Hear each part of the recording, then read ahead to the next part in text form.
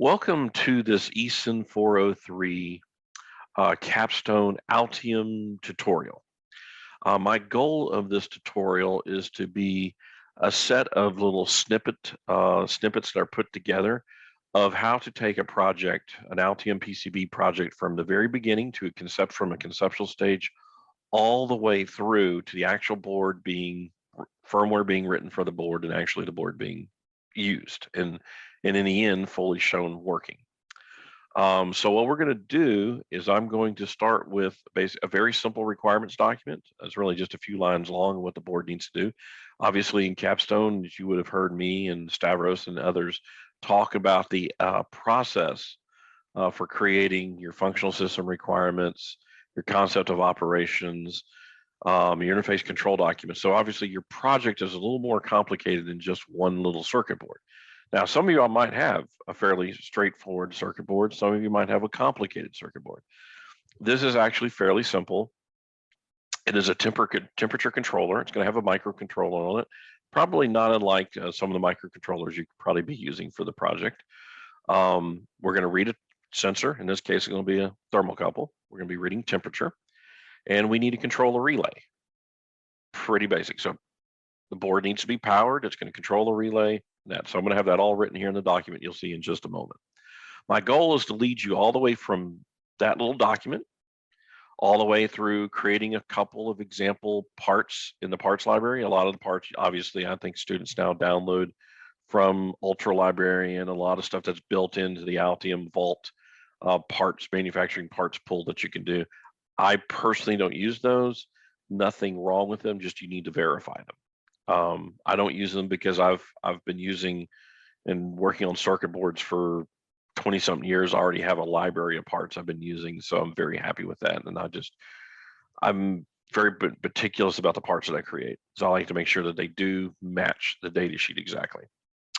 So we're going to go through the parts building, both of the symbol and of the footprint. I'll show a little bit of that.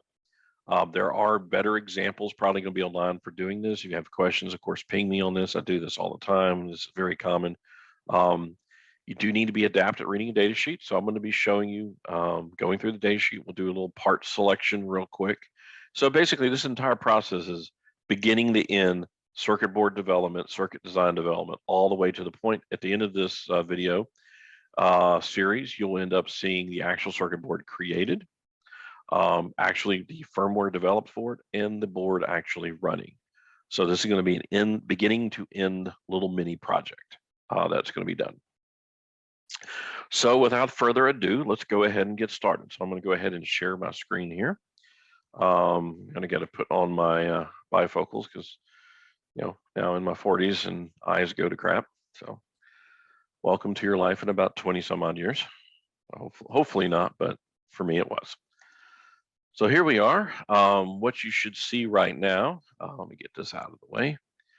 You should be seeing this temperature controller specification. So this again is really simple. So we have power input of 7 to 30 volts, an output relay 240 volts AC or 100 volts DC at 5 amps, a K-type thermocouple.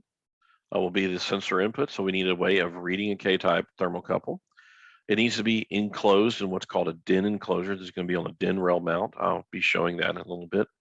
It will have a simple 7-segment display. So the customer for this doesn't want anything fancy. So I could actually use an OLED display or an LCD display, but in the end, they really just want something really simple that just displays the temperature down to 1 degree Celsius or 1 degree Fahrenheit. So basically 1 degree of resolution on the screen.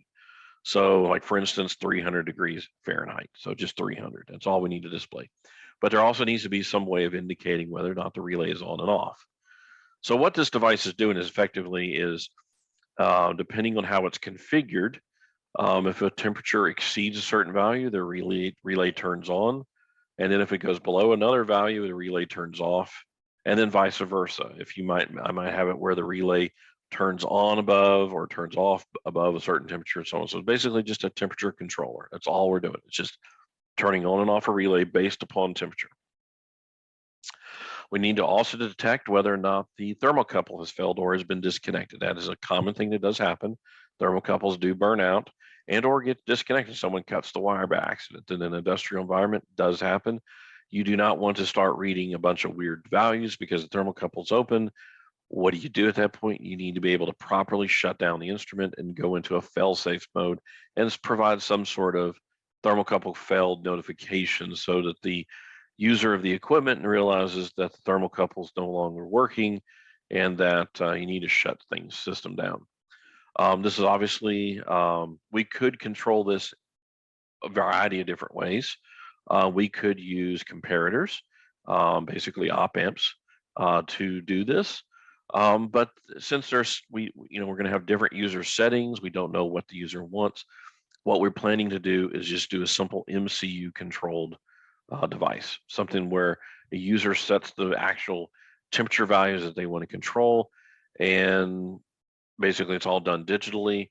And that way, if as the end customer for this wants to make a change, we don't have to change the circuitry. We just need to change the firmware, which is a lot less cost involved. This is all going to be set by internal switches on the circuit board, little push button momentary switches, switches that are not external to the basically end user of the system. So like this is mounted in a panel somewhere out in a shop. The person in the shop can't directly change the settings. The idea, you have to pull the unit, open up the case, push the buttons to make the setting. The idea is it's difficult to change the settings, and hence it's not easy to make a mistake. So to give you an idea of what this looks like in the end, what we're kind of duplicating is something like this. This is from Omega. It's got a little 7-segment display. This one here does have user switches on it. It has a little connector on the back for connecting up the thermal connector and the relays. So pretty simple. Basically, we are building effectively this. Here is another version of it as well. They gave me as an example what they want. This is something that they buy from China that basically does the same thing. Takes in a thermocouple, has a 30, in this case has a 30 amp relay here. Pretty much effectively this is it. So you connect the thermocouple up to this input. This right here is the thermocouple. See, this is the little temperature probe, and we have our aluminum chromium wires here, basically that form the K-type thermocouple, and these connect up to the board, and effectively this is the sensor we are using. So that in a nutshell is what the project is about. So I'm going to go ahead and stop for a moment, get reset, and show you the next part, which is going to be starting the kind of Altium process, and also building up the Altium project and what kind of file structures we have, and then selecting a few parts. I'm not going to go through all of the part selection because that would be kind of laborious and make this a really long video. But effectively, we got to choose a few ICs, capacitors, DC to DC converter, things like that. So you'll see it as we go, and I'll explain the circuit in stages as we go. I don't want to make this a long, thrown out video. Probably would end up, if I did this, I could probably do this entire project. My plan is to do this basically in an afternoon, a day. But even that totally recorded would be too long for y'all to watch. So I'm going to do it in little segments and narrate as I go. All right.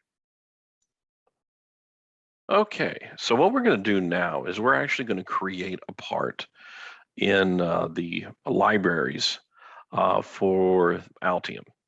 This is a very common step. Again, usually what most students do, and I think probably a lot of people use, is the built-in Altium libraries that they already have for certain particular manufacturer part numbers. So you can do the search for part number and the part already exists.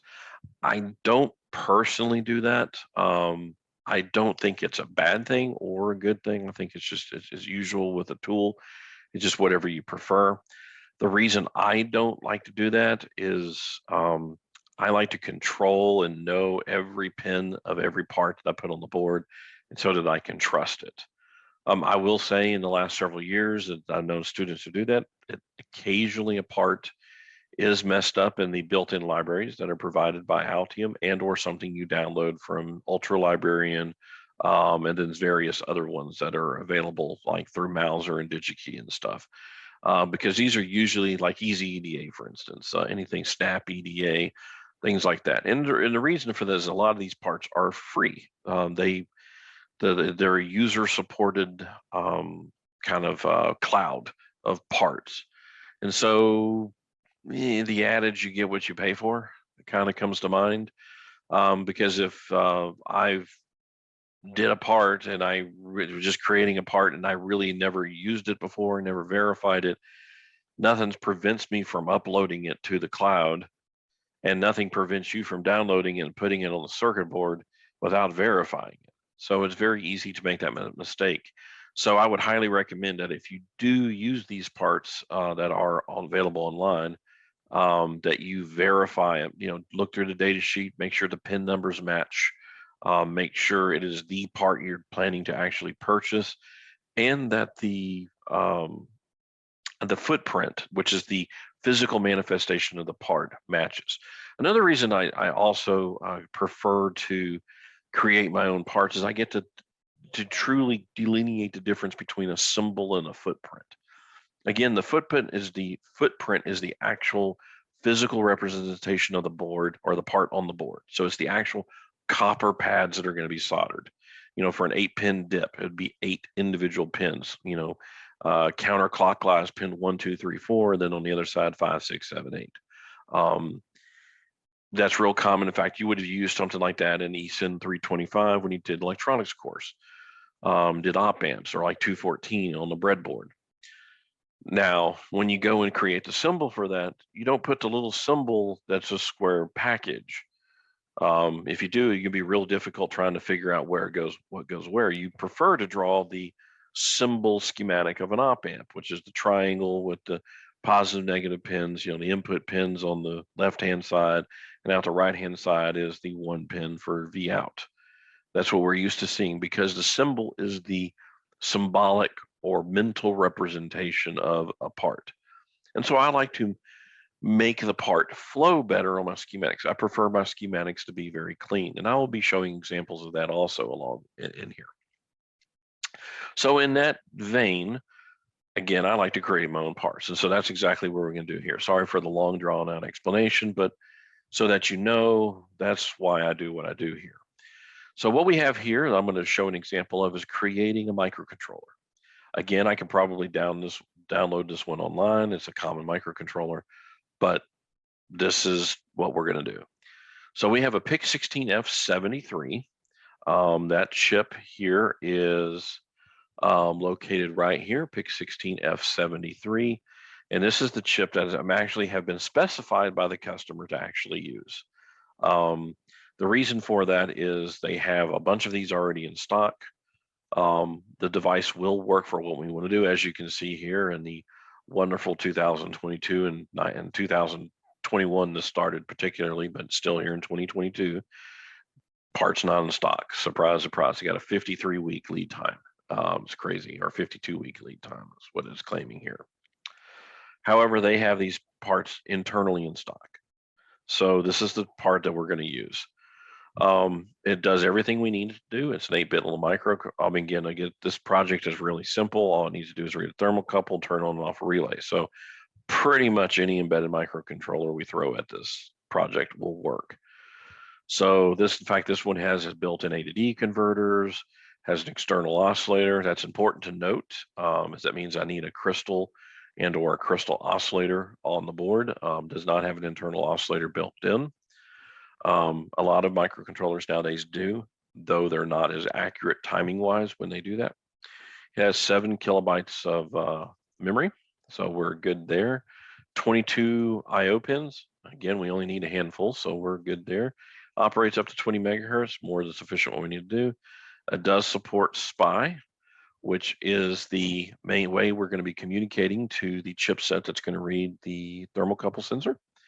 And it's an 8-bit microcontroller. So again, this chip will definitely work for what we're trying to do. So we're going to go ahead and create this chip into Altium.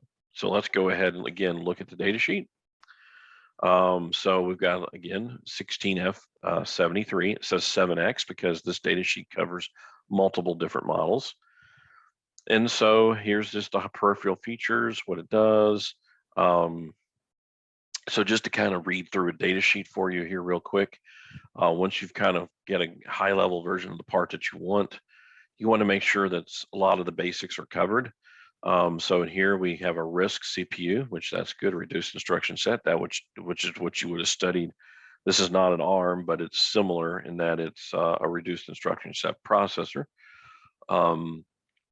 It operates up from DC to 20 megahertz. Has interrupt capability, though we're not going to be using really any of that except for timer interrupts. I'm sure we'll be using that. Power on reset.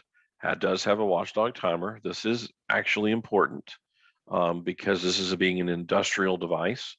We want to make sure that in case the processor, for whatever reason, decides to not execute code correctly, like the program counter jumps for whatever reason, loses its mind effectively, then the watchdog timer will reset that. That is something that we covered in the watchdog timer or the microcontroller lection, where I actually have a talk about watchdog timers. This is in-circuit programmable. So I'm going to put a little circuit on the board with some connectors to program the processor once it's already soldered onto the board. Let's see, look here, we got timers. So again, we're going to have a way of, so that we do things at a set rate. This is an industrial device, so it's fairly slow, but I do want to have it on a very good set time base. We will use a timer to do that. We will be using the SPI port, serial peripheral interface port, in master mode to communicate to the chipset that I'll be going over at a later time on how we interface to the thermocouple. So this is the chip and its pinout. So again, there's various different chips here. This is 73 and the 76, for instance, and it comes in different flavors. The one we have been told to use is the 28-pin SOC version, which is this chip right here. So we're going to create a symbol for this chip that's going to have a master clear and VPP, which is programming pin. And I'm going to show you where this is all defined in a moment. So it has all these different port pins. There are different power and ground. So VDD, I'll show you in a second. This is power and this is ground, or power return, which is the negative return on the power supply where you get your energy from. Then you have things like if we were communicating to a PC, for instance, we would be using these pins as RX and TX is UART pins. And these here are programming pins, PGD and PGC, for programming the processor. When it says RB7, that is a GPIO indication for register B7. And so you can actually talk to port A, port B, and port C accordingly. So let's take a look at what these pins actually are. So in the data sheet, we have our pin diagrams. What else do we have? We have basic device overview information. Again, if we were really digging into what this processor would do, and eventually, as you can see, this is almost a 200-page document. It's not very uncommon for microcontroller data sheets to be really long. And do you need to read every single page? No. Everything is broken down into different sections, and once you kind of get used to using microcontrollers in various forms or whatever parts, you would end up going through the table of contents here and go, I need to do something with timer 1, and you go to the timer 1 section. I need to know something how to use the IO ports, and you'd go to that. And so we've been looking at the pin diagrams, and another important section is your errata information. So erratas basically mean are errors in devices. So, which is not an uncommon thing with ICs. It is not, well, how can I put this? It doesn't happen all the time, but there is occasionally silicon errors that are minor details about how certain maybe peripherals work, something that happened where it's not ideal that on another silicon revision they're going to fix. But, you know, it's got a little quirk, and here's the solution. Like this peripheral, you have to do step A, B, and C to get the peripheral to work correctly, where it should have worked with only steps A and B. So it's that kind of stuff. Usually it's not major issues. I've very rarely in 26 years of designing electronics, I've only found a couple of chips have some pretty major errors and you kind of stay away from. But overall, the errors that are described in the errata sheets are pretty mild and you kind of can work around it. But it is good to be aware of them when you do have that. So let's take a look at the pin descriptions. So here's the block diagram, shows the general structure of the microprocessor, which again, this probably looks a little bit familiar to what you did like in 350, for instance. Obviously in 350, we studied ARM processors. This here is more of a MIPS style processor, similar vein as an ARM, just a different production of it. So it's not an ARM processor per se, but it's still a RISC processor. So, but the structure, as you can tell, is very similar to what we had in the ECEN 350. So now we get into the pinout descriptions. These are very important to study because this is going to tell you exactly which pin and what the function of the pin is. So again, for like we're using the SOC footprint. So like pin 9 is the oscillator input, OS1. And so it's the oscillator crystal or external clock input, something we need. OS2, pin 10 is the crystal output for driving the crystal. So in fact, in our design, we're going to actually do a crystal-based oscillator, and I'll be showing that. Master clear, notice the line above it, that means not master clear. So it's an active low signal. So master clear input or programming voltage output. So it's a dual purpose pin. Same thing here, clock input, clock output, VPP. So it has physical pin has two different functions depending on the mode of the processors. So normally it's going to be the master clear or the reset pin of the microcontroller. But it also can serve to actually, when it's in programming mode, which means it is in the mode where it is receiving data from a external programming pod, which I use the ICD4, you'd probably be using like a PIC-Kit 3 or 4 if you're using this type of processor. That will actually program the flash of the chip and actually run, put the actual program code inside the chip. So that's what that pin would be doing. And then you have all these register pins, RA0/ analog input 0. So again, all the different port descriptions for everything. So RB0/ interrupt, if you want to use an external interrupt to cause external interrupts, which is a way of executing code based upon what we call an interrupt, which would cause what we call an interrupt service routine to fire and execute code based upon the change on this IO pin. You would actually use the interrupt pin, which in this case is pin 21. So we have all our RB pins, we have our RC pins, which some of these we need. For instance, we need SPI data input, SPI data output, so on and so forth, clock mode, so on and so forth. Then there's two different oscillators here. This is for this is the PIC 74, so this is a different chip. So same thing. So what we're going to do now is we're going to take all of this and actually build that up over here in Altium. I'm going to load a symbol. Now you can create your own symbol file. Literally do file, new, library, schematic library. You can do this. And that would just create a file and you would actually put a brand new component in it. So we could do that. Or in my case, since I'm doing this and I already have a set of files for these type of parts, we're going to use that. So I'm going to go over here and I am going to go into my parts database. And I have a bunch of different files for all sorts of different things. So I don't create a file for every part. I create a file for every part category. In my case, I have, we have microcontrollers. So here's my library of all sorts of different microcontrollers, all sorts of different kinds, 8051s. This is a SAW module that plugs in, kind of looks like about the size of a credit card. So we have here all sorts of different microprocessors. We have the other PICs here, 16F. And so what we're going to do is we're going to create a new part and we are going to call it, so we're going to do tools, new component, and we're going to call this PIC 16F73.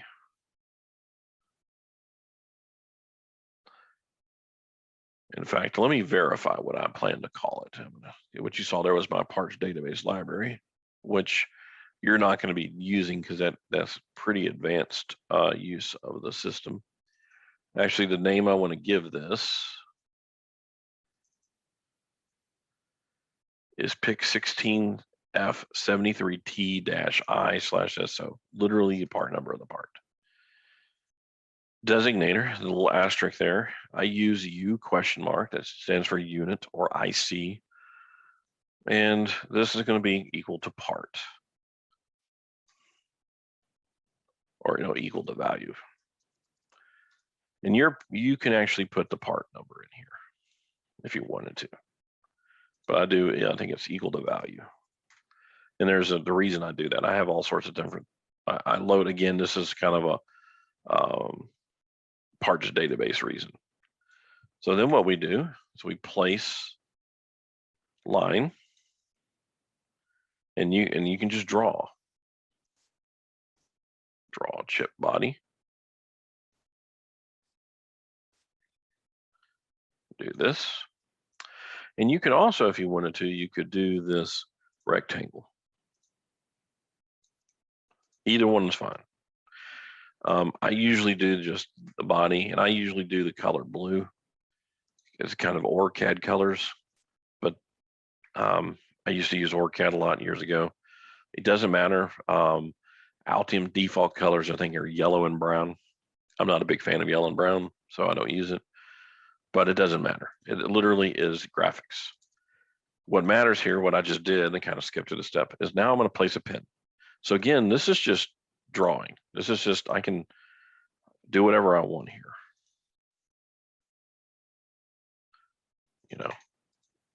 That's all this is. It's just a place to draw. Now we're going to place pins. It starts with pin 0, even though there is no pin 0. Of course, you can change the number, but the way this tool works, it'll allow you just to keep dropping pins sequentially, which is kind of nice. And this is a 28-pin chip, so I'm just going to drop out here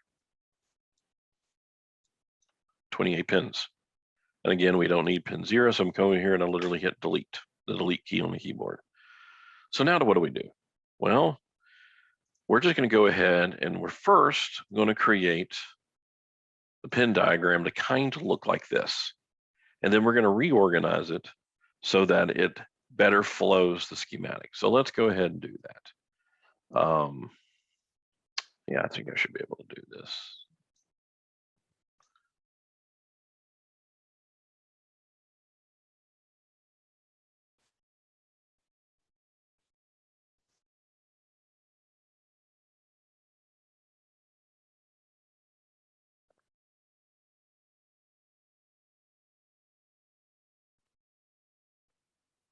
All right, so let's go ahead and do that. Now we're going to come over here and we're going to name these things master clear. You put in this /C/L/R/VPP.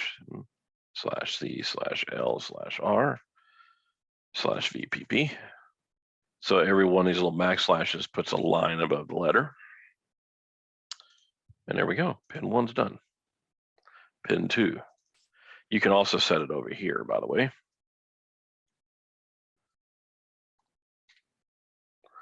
And we can just literally go and do this.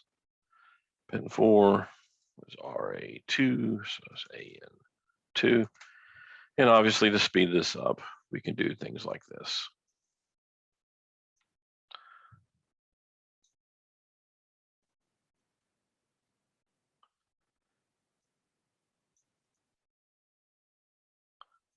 Of course, this one here, we've got to be careful because it's not SS, it's /S/S.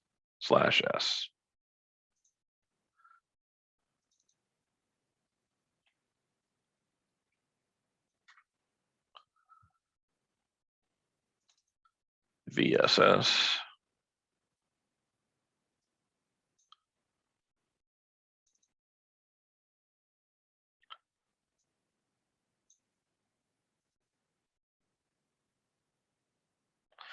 Now, I'm going to go ahead just to kind of do it like it's shown here.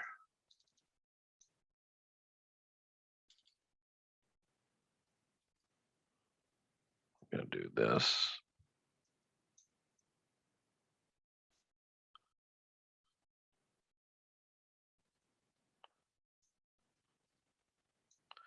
And by the way, how I rotate this is the spacebar key. There's an entire, for Altium, there is an entire keyboard shortcut document. So I'm just clicking and dragging these.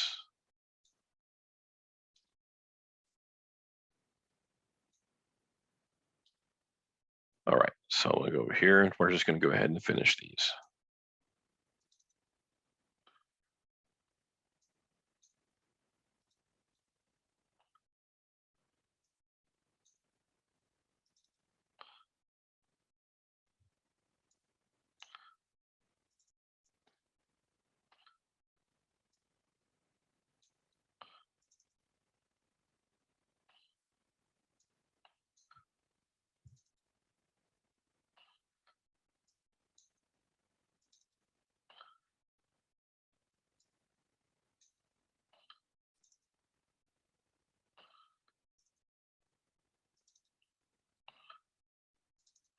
And probably as you're watching this, you're probably already seeing some things we can group up. You know, obviously power and ground, for instance, we would want to group up.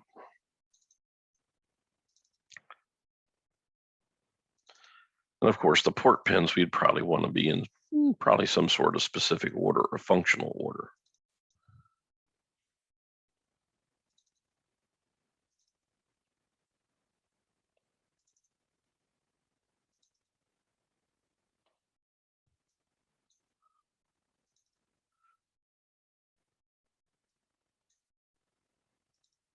All right. And independently, I will come back here in a few minutes and actually verify everything, but I feel pretty confident we got everything correct. So notice now, one thing just by the way on Altium is if you left drag, you can select everything. And if I do kind of a right drag and just barely touch it, it selects everything that it barely touches, which is a really useful feature that they've implemented here recently. So obviously the chip, if you will, was not wide enough to keep all of the text. So I went ahead and made it a little wider. Now let's go ahead and start grouping things up here. Obviously power and ground makes sense. VSS should be together. VDD should be together by itself. We have our oscillator and master clear and stuff like that. So master clear, power, our programming pins would be useful by itself. And then we have our OS1 and OS2.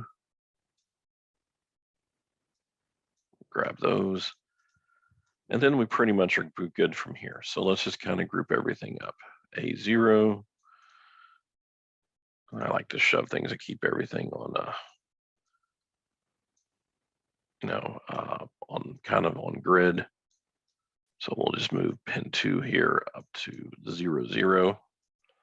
Put the U mark, the designator there. I'll put the part number down here.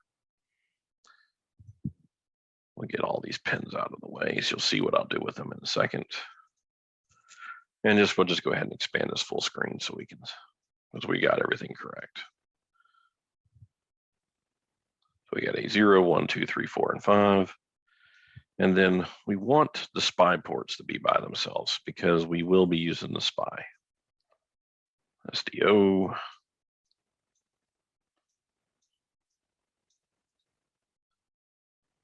All right, so let's see what we got here. We got B0. Let's see, we'll put things in order. Well, okay, what we'll do here is we're just going to put things in order. B0, B1, B2, B3, 4, 5. And then we'll put this over here.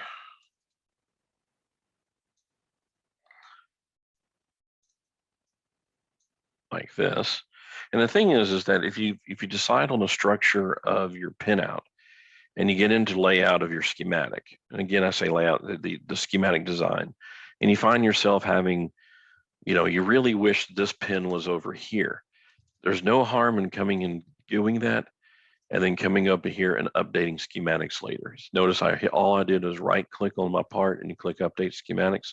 If there was a schematic with this part open, it would update the layout of the symbol on that schematic, which is extremely useful because this is just an initial symbolic placement. As I actually go into the design, I'm going to probably want to tweak this symbol to be a little more clean on my schematic and not have a bunch of wires running all over the place, connecting the left side to the right side. I want everything to flow so that when I'm reading the schematic later on, especially in debug, I'm not having to, put my finger on the page and watch it wander around. Where is this actually connected? I want it simple and clean. Let's go ahead and do port C. I'll put it over here as well. Just I'll be able to use port pins for this. C 0, 1, 2, 3, so on and so forth.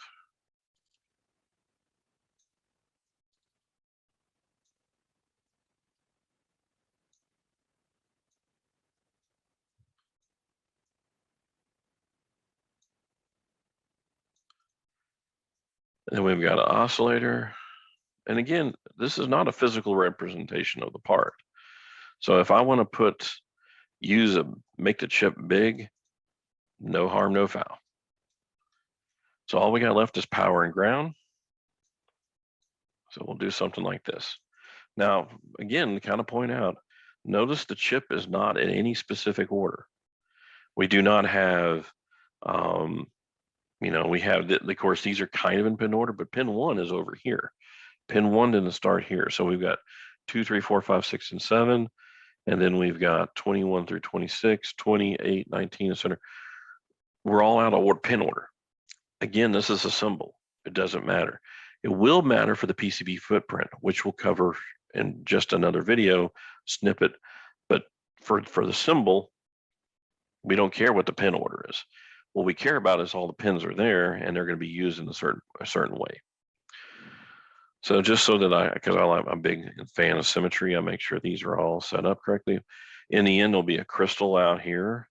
We'll have stuff connected to port C, port B, port A, and we'll have a programming pod connected to basically these 3 pins here. That's it. That's all there is to it. We just finished. This is all you need to do for a symbol. So all we need to do now is save it, and we will end up using this part on the board. You'll see it in the schematic design part of this project. Again, this is various little segments that we're doing. So if you have questions on creating a part, please let me know. There are various tutorials through Altium on this. And again, using the parts that are already built in, nothing wrong with it, just you need to verify them. And the way you verify them is just basically going in, finding the part description or pin descriptions, and verifying that, like in this case here, pin 1 is master clear VBP, 2 is RA0, AN0, verifying this data.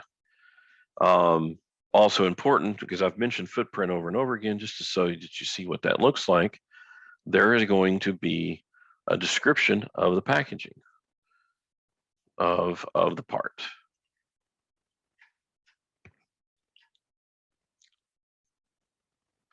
And that is this information here.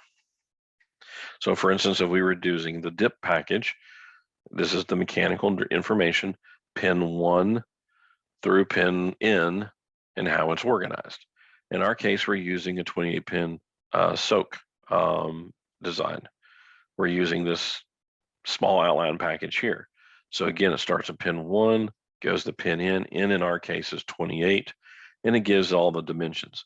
So we're going to be looking at this for creating the PCB footprint. Here, obviously, the pin numbers are important that they are in order. They're going from pin 1 here, and they wrap around. This is pin 14, this is pin 15, and this would be pin 28, all in order.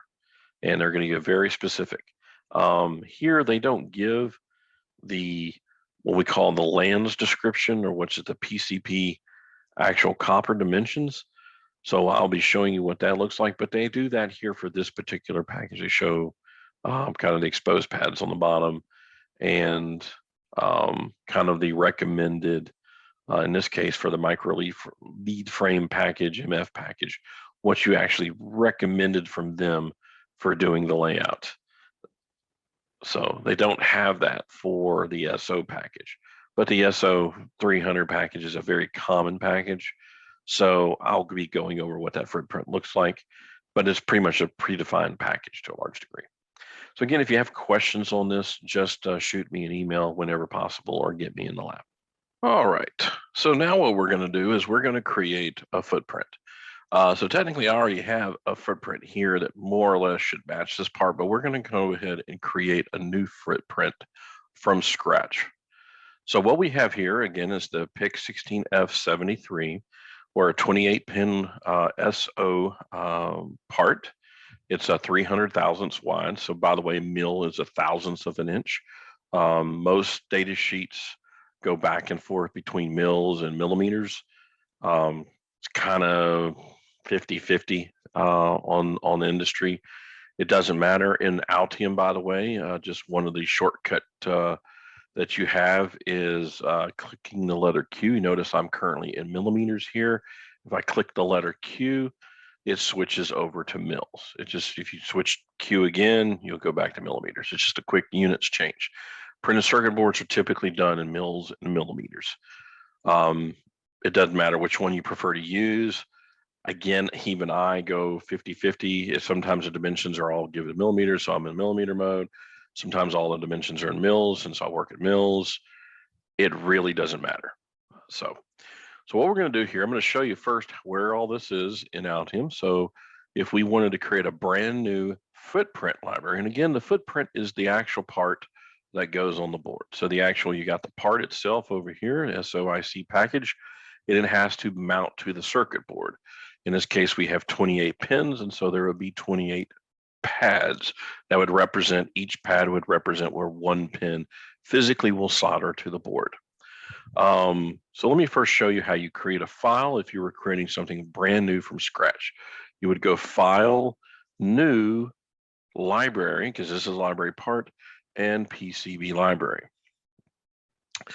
And then you would just change the name of PCB component to whatever you want to call it. In this case, we'll call this PIC 16F73 just for the moment. And notice it just got an origin marker here, pin 1. This is where the 0.00 of the part is going to be located, where the coordinate 0 would be on the part. So if we wanted to create a pad, we do place pad, and it drops a pad. Now, granted, this pad here is not what we want.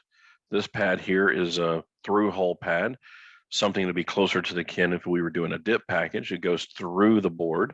In fact, if we put it in 3D mode, which by the way, you get that by clicking the letter or the number 3 on the keyboard. And so you notice we just get a barrel, which is going through the board, basically like a via, it goes through the board. So we don't need that. We need a square pad that's on the top layer of the board, the top copper. So what we do is we change this from multi-layer to top layer only. We'll start with pin 1, that's the designator, pin 1, but it's also round. So we don't want a round pad, we want a rectangular pad. So you have a square pad. Now we can define the dimensions of the pad. So you can get this, usually you get this from the data sheet. It will give you the, what we call the land or the recommended footprint layout of the particular part. So here we've got pin 1. We'll actually do this. I'm going to do control. Say now, just kind of a shortcut step here. Once you kind of have a pad defined, there's a couple ways. Altium lets you do things about 5,000 different ways. I find the fastest way to duplicate things, especially in the PCB editor and also sometimes symbolic editor, is just good old copy and paste. So we've got a pad here. This isn't necessarily a pad we want yet, but we're going to define the next thing called pitch, which is this spacing between the pads. So let's go ahead and we're going to create a second pad. We're going to copy pad. And so the PCB editor, as I get Control C, and now I got this cursor here. The cursor is wanting me to copy. What do I want to copy or where from? the origin. I'm going to copy it from the origin here, and I'm going to paste Control V, and now I have a second pin 1. So a lot of times I do everything over here in the properties window, and usually I keep this tabbed open so that it doesn't disappear. So pin 1's this. I'm going to call this pin 2. So we'll label that pin 2. And then the pitch, which is going to be this right here, letter P, is the pitch. That is the dimensions between the pad centers. And it's going to be true for all of this. So part of learning how to do this is learning how to read a mechanical part of a data sheet. So you come down here, pitch P is 50 thousandths of an inch. So we have 0, 0. This needs to be minus 50. It means the distance between this pad and this pad is 50 thousandths. Clearly they're overlapping, which is not good. So let's take a look at the pin dimensions. The pin dimensions are not really, wait, yeah, here we are, B. The dimensions of the width of the pin itself, B. Let's see, where is that here? B. Here we go, lead width. Lead width is nominally 17 thousandths, a max of 20 thousandths. So we know the width of this is definitely has to be a minimum of 20, where one of these is located, pad 2 is located at, of course, I think I did this where both of these were the same. Made a mistake here. This is 50, this is 0. I meant this to be right here. This needed to be 20, excuse me. So the pad stack right here, this is the coordinate of the pad. So I misentered there. It goes down here in the pad stack. We're doing a rectangular pad stack. Right now we're 60 thousandths wide in X and 20 thousandths in Z, or in Y. We're not worried about Z. So we have that. Now that means that the pad is perfect, would pretty much fit straight on here. We probably want a little more margin than that.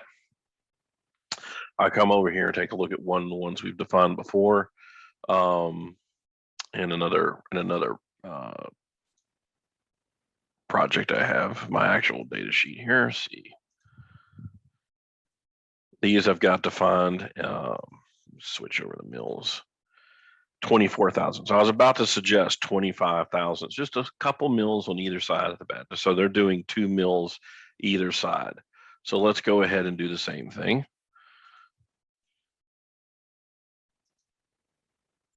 Let me close this one here so I don't have duplicates.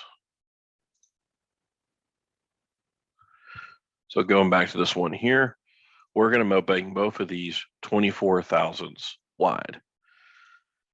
Now, then you have L here, which is the size of the pad, you know, the foot length as it's called, you know, the dimension of what is going to sit on the pad. I usually, you know, again, this is a little bit of a judgment call. This is 50 thousandths wide. This right here is set to 60. Not bad. You want a little overlap. And here we have them defined as 80. Again, not bad. That's just literally plenty of room for the pad, for the leads to hit the pad and for it to shift around a little bit, have a little play, and allow for plenty of solder. So we'll do that. So now we've got 2 pads basically like we want, except we need 14 on each side. So we'll just copy this and we'll do it 14 times.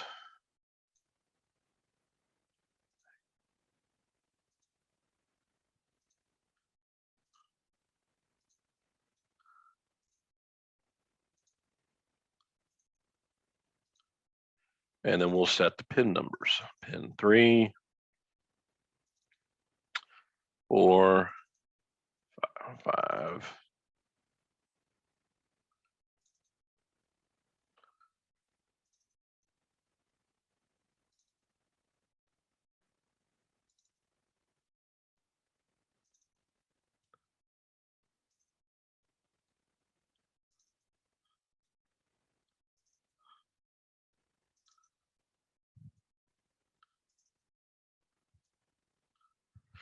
So now we have our 14 pins, and they're all perfectly 50 thousandths of an inch apart, like they're supposed to be.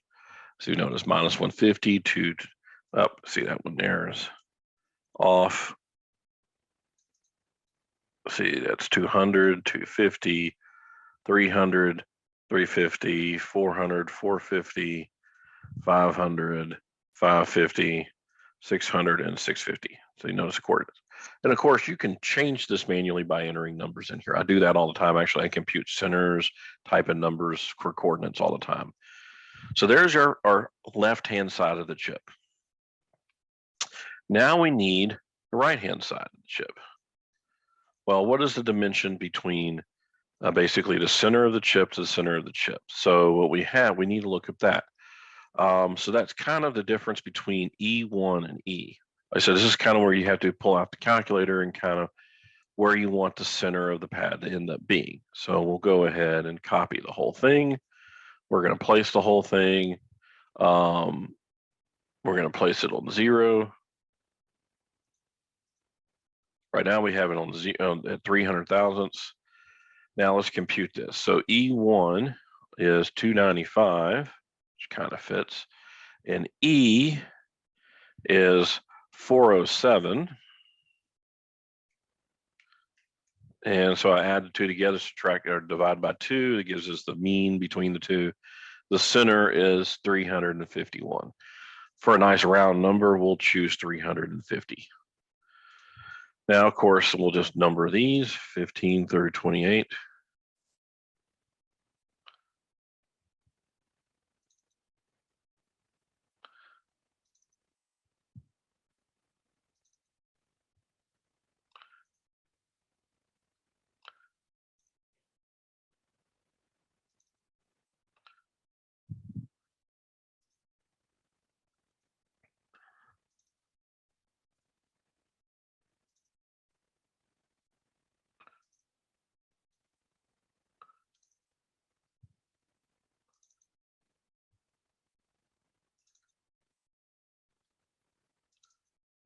Okay, so now we have 1 through 28, 356 thousandths wide, all the same. So we have that set. And notice again, all I had to do, I just selected all these. I can move these anywhere I want. I kind of did that because I've been doing this for so long. I just forgot to mention it. When you can make global changes to all the pads. So I selected all these pads. Notice that there's things with asterisk because the asterisk there is saying there are multiple things here. If you want to all change all the designators to something else, you can, but leaving it asterisk will not affect that thing. It looks for common parameters. Obviously, everybody is now set to 350. If I wanted to make this 250, I just type in a new number. It moves everything back over to 250. If I want to make this 350, I can. So this is a great way of filtering through and selecting different paths. I could probably spend an entire 2 or 3 days with all the different features in Altium for filtering and selecting and doing this. There are some great tutorials online from Altium, but let's just say there's a lot to this. I'm trying to give a high level overview here. So now we have all the pads. One thing also to demonstrate here real quick to see, notice this purple here. So this right here is the top copper. So in reality, it looks like copper. It would be literally what you would solder to. But then this purple here is what we call the solder mask relief. So a circuit board, as you have seen before, and I will stop sharing just so that I can show you this, starting my video here.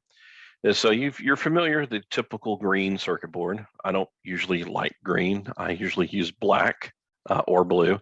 Solder mask, you can choose any color you want. Green is probably typical.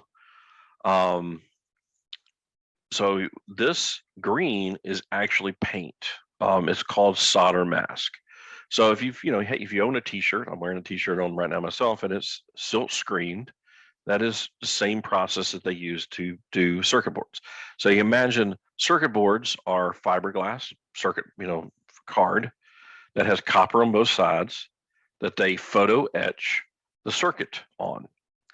When that's finished, it is copper. It's copper with the copper removed to make the circuit. So it was originally a full sheet of copper. Now it is just copper. So what happens is you don't want solder to kind of short, basically short pin to pin by accident. So you use something called a solder mask. So what it is basically the paint goes between the pins, and it prevents the pin from shorting the other because there's literally paint between the pins or pads, depending on it. And then the last step is they solder on the white silk screen. In this case, the white color. You can again choose any color you want. If you did some people do white circuit boards with black text. That's another common one that's done. So this white text on here, that is another painted thing that's called the silk overlay. In fact, I'm about to show you that here because we have to add that to this thing to designate the part. So let's go ahead and take a look at that again. Let's go back to sharing this page. And so the solder mask, this is basically the opening around the pad so that the pad can be exposed, because you want to be able to solder to the pad. So we actually have what's called a solder mask relief, which is a little pullback so that the solder mask is not over the pad, so you can actually solder. If the solder mask is on the pad, there would be no pad to solder. So we have that. So now we have all 28 pins. But we need to have some sort of indicator so that the assembler, which in this class is probably going to be you, are going to have to know what to do. So we want to kind of create an outline to this. So we'll just create a couple of tracks. Again, all I did here is I did place, line. And basically PCB editing, a lot of things are done with line or trace.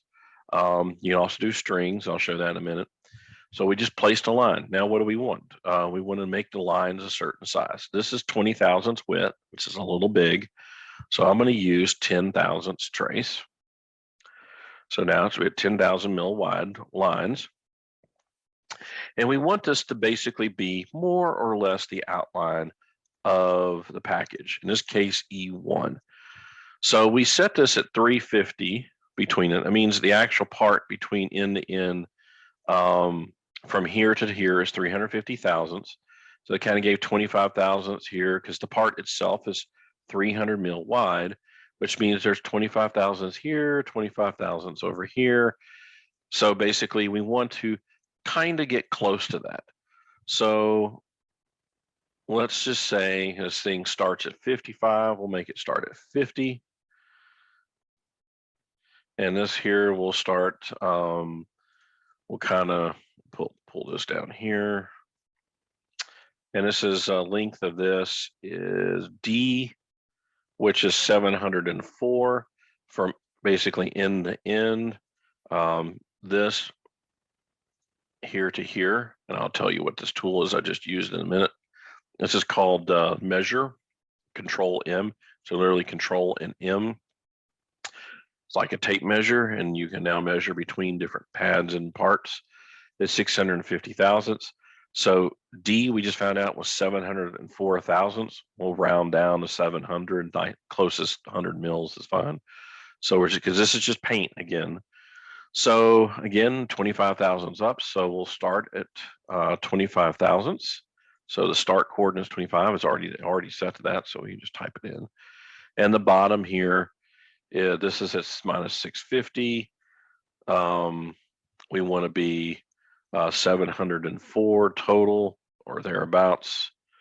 So we're going to go from, we got 25, and then we're going to be 704. So 25 on the other side, 700 down, and then it'll be 675 on this side. Minus 675, which means we want this to be 675. And these are the Y coordinates that I'm changing. And we want this, we had this at 50, and this needed to be 300 mil wide. So let's make this 300.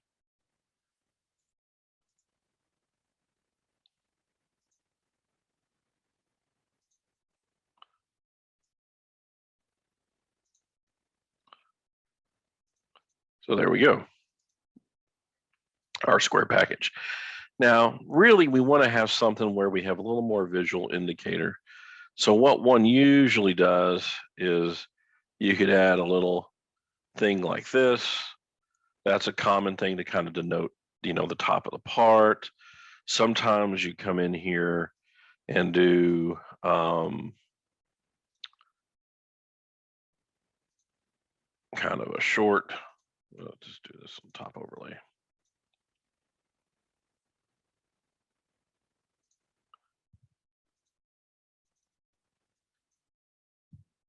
Kind of make this again 10. And we're going to create an arc, place an arc, place arc center. And center on here, this was looking in the corner 300.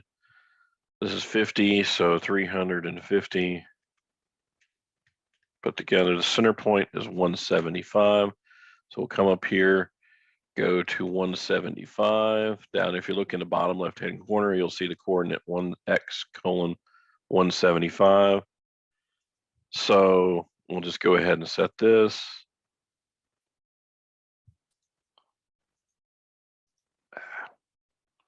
$75.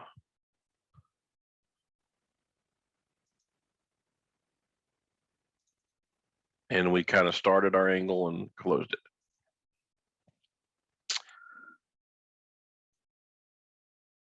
There we go. Create our little arc. And you can adjust this however you want. You can make this smaller. You come in here, make this radius 30. And adjust this however you want. And just to say we did, we're going to go ahead and explicitly put pin 1 on here. Just put a pin number, pin 1. Kind of make it small so it doesn't take up a lot of space. And we'll put that like right there.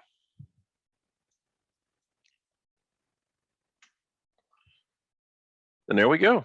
That is our part all laid out. So what you do now is you assign this footprint to your symbol in your schematic editor, on your schematic, and then when the PCB gets produced, it will pull this footprint out of the file and place it on your printed circuit board. And all the net list on those pins would be assigned to these appropriate pads. So that is pretty much this process in a nutshell. Let me show you one more thing here real quick. And what I'm going to show you is 3D Component Central.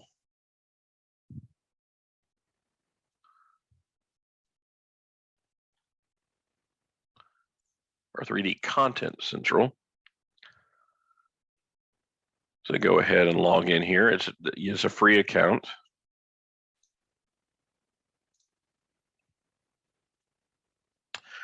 And so let's get an SOIC 300 28 pin.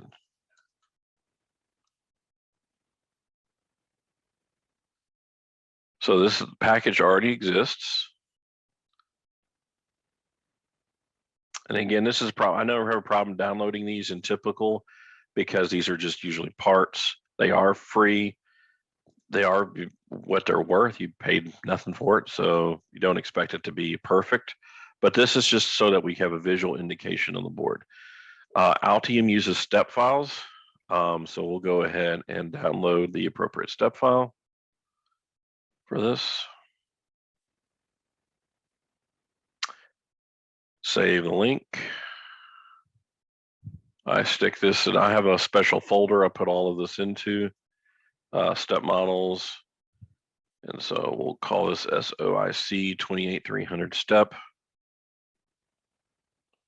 So it's went ahead and it saved it. So now we come over here and we go place. And this is all optional, by the way. You effectively, where we are, we're done. The symbol's created, or the footprint is created. This is just in case you wanted to actually see the thing completely with a 3D part, because I do everything with 3D parts. So this is the part we just downloaded, and we add it.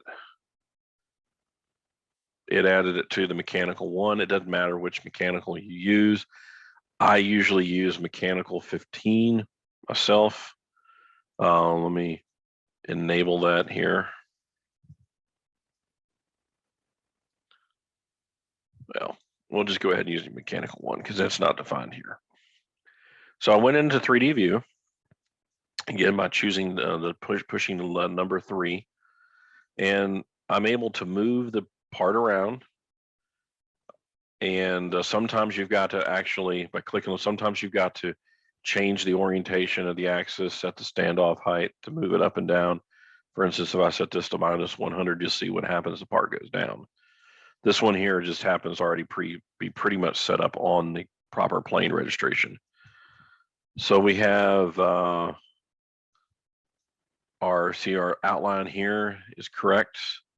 So we'll go ahead and place the part. You notice that there's sufficient overlap. The reason we do this with a 3D kind of gives you an idea of to make sure that the footprint was created correctly. So this would be like if the pick and place machine or somebody was soldering it, we would have sufficient overlap. You know, there's plenty of solder on both sides of this pad for this.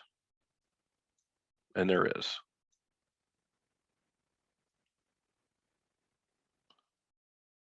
So we're good.